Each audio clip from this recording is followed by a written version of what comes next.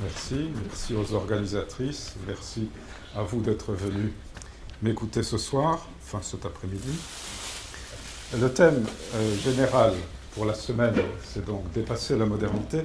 C'est une expression qu'on entend rarement, qui a un intérêt particulier dans l'histoire de la philosophie japonaise, parce que dans les années 30 et jusqu'en 1945, c'était un thème fétiche, ou emblématique plutôt, de l'école philosophique de Kyoto. Ça s'est mal terminé. Ce n'est pas dans ce sens-là, ce n'est pas à propos de cette école-là que j'en parlerai aujourd'hui.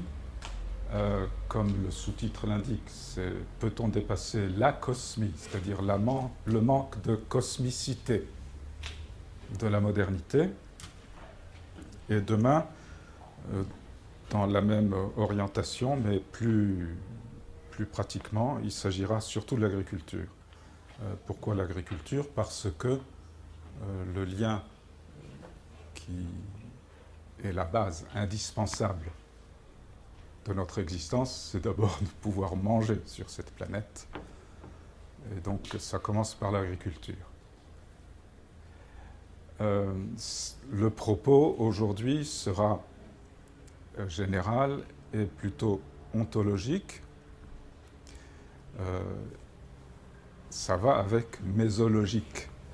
Je vais revenir sur quelques points que ceux qui pratiquent ces séminaires depuis le début connaissent déjà, mais juste pour nous rafraîchir la mémoire,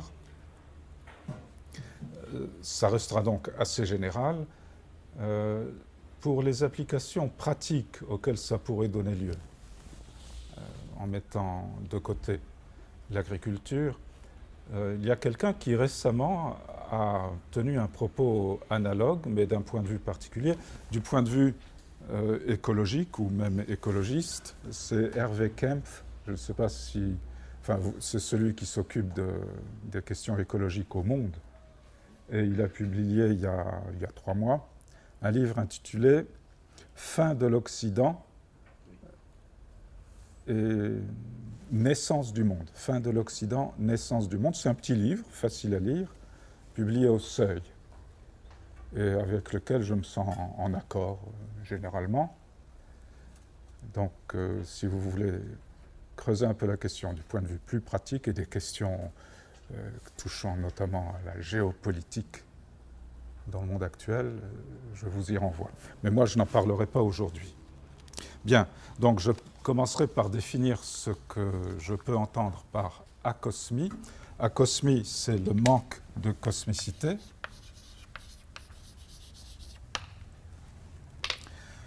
C'est un terme que j'ai retenu parce que il évoque ce que Durkheim avait appelé anomie.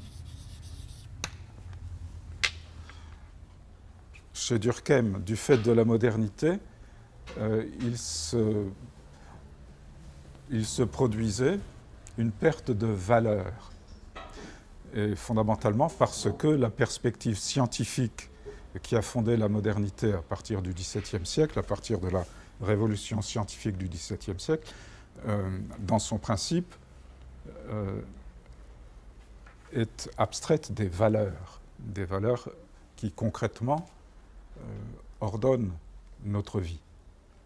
Bon, donc ce point de vue scientifique hors monde, abstrait, de ce principe même, enlève la base des valeurs. Donc ça produit un monde qui n'a plus de valeur, c'est un monde qui ne se tient plus. Les valeurs étant essentielles justement à la mondanité. Mondanité dans le sens philosophique du terme, c'est-à-dire avoir un monde, c'est-à-dire tout simplement être ou exister. Je reviendrai là-dessus dans le cours de l'exposé. Ainsi, acosmie évoque anomie, mais du point de vue de la mésologie, c'est plus particulièrement la question de fonder les valeurs qui structurent le monde humain, les fonder dans la nature, c'est-à-dire sur la Terre, dans la biosphère, sur la planète. Avec 2 écueils dont la mésologie, comme son nom l'indique, elle cherche une voie du milieu. Éviter deux écueils. L'un qui est le réductionnisme naturaliste, c'est-à-dire réduire ces valeurs à des facteurs d'ordre biologique, par exemple. C'est notamment ce qui a distingué la sociobiologie et une thèse comme celle du biologiste anglais Dawkins, lorsqu'il parlait de gènes égoïstes, en somme, en particulier à propos de l'altruisme, que ça ne serait qu'une stratégie des gènes pour se reproduire soi-même. Oui, ça c'est du réductionnisme pur et dur. Bon, et la mésologie n'est pas d'accord avec cette thèse. Donc éviter de réduire les valeurs humaines à de simples facteurs d'ordre biologique, d'une part. Mais d'autre part, éviter l'autre écueil, d'un Charybde d'un côté, Scylla de l'autre, ce que j'appelle le métabasisme,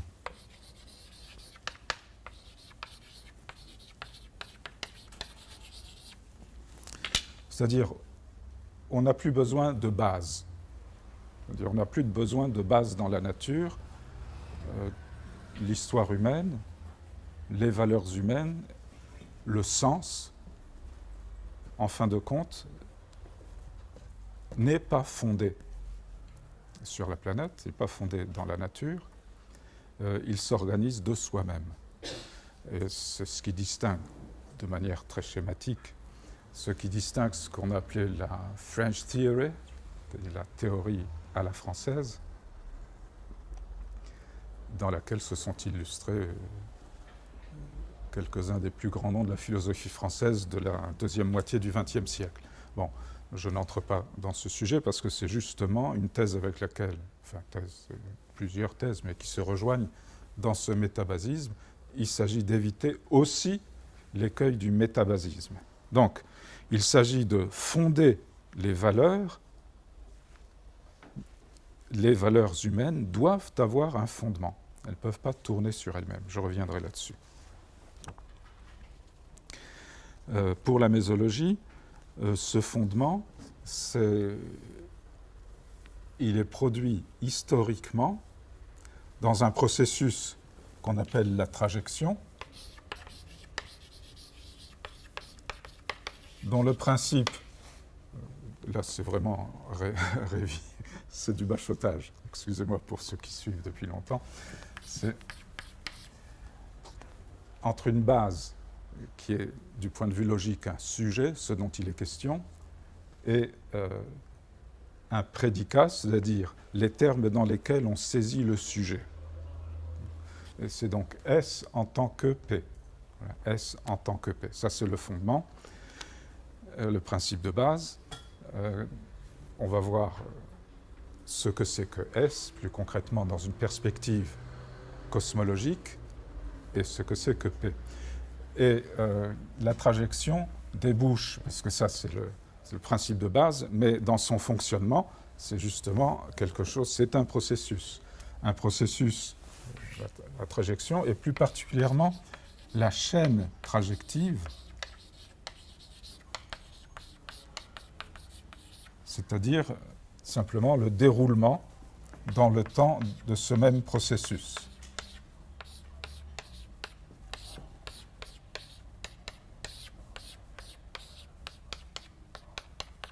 Ça veut dire que ça, c'est la définition de la réalité du point de vue mésologique, donc un sujet saisi en tant que prédicat, l'ensemble faisant la réalité, c'est une réalité mondaine et non pas universelle. Et ceci montre que dans le déroulement de ce processus, la réalité, à un moment donné, dans un moment suivant, est prise comme base, c'est-à-dire comme sujet, d'une nouvelle trajection par un prédicat ultérieur. Voilà. Donc, ceci veut dire que nous avons assomption de S en tant que P, mais que dans le cours du processus, historiquement, et la thèse d'ailleurs mésologique s'étend également à l'évolution, le parti, c'est que le même principe vaut pour la réalité, y compris pour les sujets non humains, c'est-à-dire dans des mondes du vivant, animaux et même végétaux.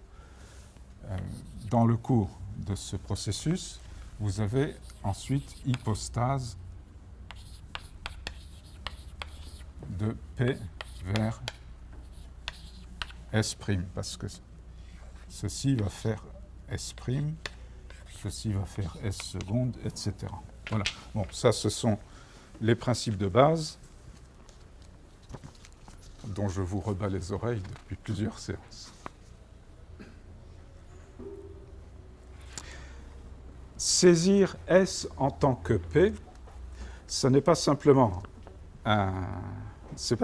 au niveau que considère généralement la logique, c'est-à-dire verbale. Ce n'est donc pas une simple prédication, c'est bien une trajection, parce que cette saisie de S en tant que P se fait d'abord par les sens, par nos sens, mais également pour le vivant en général, c'est les sens que tout être vivant peut avoir de son environnement. Et ce rapport fait naître un milieu qui est propre à l'espèce en question. Donc saisi par les sens, au niveau du vivant en général, ça produit des réactions, donc des actions en retour. Donc c'est essentiellement les sens et l'action. Mais dans le cas de l'humain, il s'y ajoute d'autres dimensions. C'est saisir par la pensée et saisir par la parole. Donc, pour résumer, donc,